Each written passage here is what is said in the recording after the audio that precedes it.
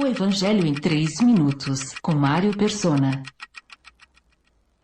Após mostrar aos mestres da lei o absurdo de afirmarem que o poder de Jesus para expulsar demônios viria do príncipe dos demônios, ele lhes diz: eu lhes asseguro que todos os pecados e blasfêmias dos homens lhes serão perdoados, mas quem blasfemar contra o Espírito Santo nunca terá perdão.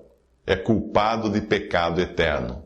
Jesus falou isso porque eles estavam dizendo: ele está com um espírito imundo. Marcos 3, 28 a 30. Esta passagem é usada por líderes religiosos que praticam terrorismo psicológico e ameaçam as pessoas com a perdição se elas duvidarem do que eles dizem.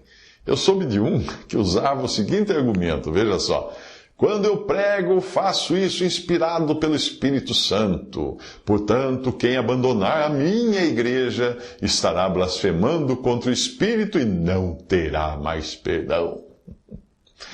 Outros fazem uma venda casada, vamos chamar assim, juntando a passagem da blasfêmia contra o Espírito Santo com aquela do pecado para a morte, de 1 João 5,16. Isso leva alguns à loucura, à insanidade, literalmente, quando não se suicidam por causa disso.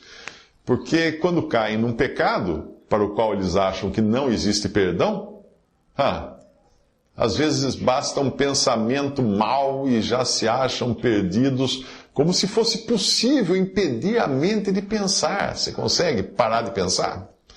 Se você crê no que Jesus disse, estará seguro de que nunca, jamais, em hipótese alguma, irá perder a sua salvação. Porque Ele garantiu: quem crê no Filho tem a vida eterna. Tem a vida eterna. Eu lhes dou a vida eterna e elas jamais poderão perecer, as ovelhas. Ninguém as poderá arrancar da minha mão. Isso está em João 3,36 e João 10,28.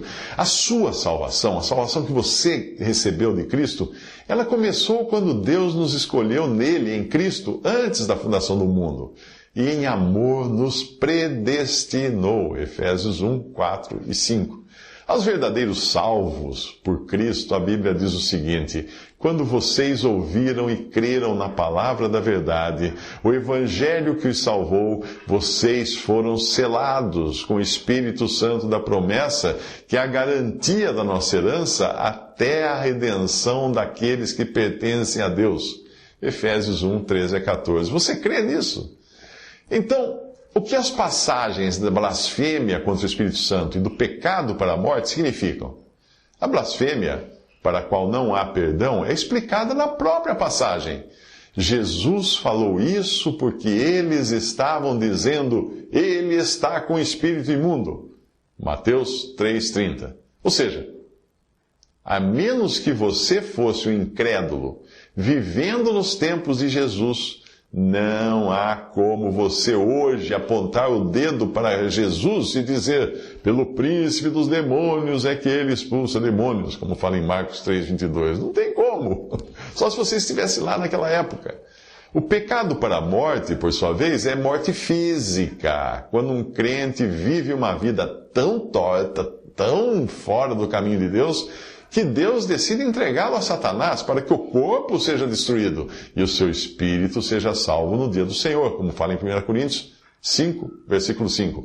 Isso foi o que aconteceu com Himeneu e Alexandre, em 1 Timóteo 1,20. Aconteceu também com Ananias e Safira, que foram mortos em Atos capítulo 5. E teria acontecido com o homem de 1 Coríntios 5, caso ele não se arrependesse. Visite 3minutos.net. Dúvidas? Visite respondi.com.br. Adquira os livros ou baixe o e-book. Também para Android e iPhone.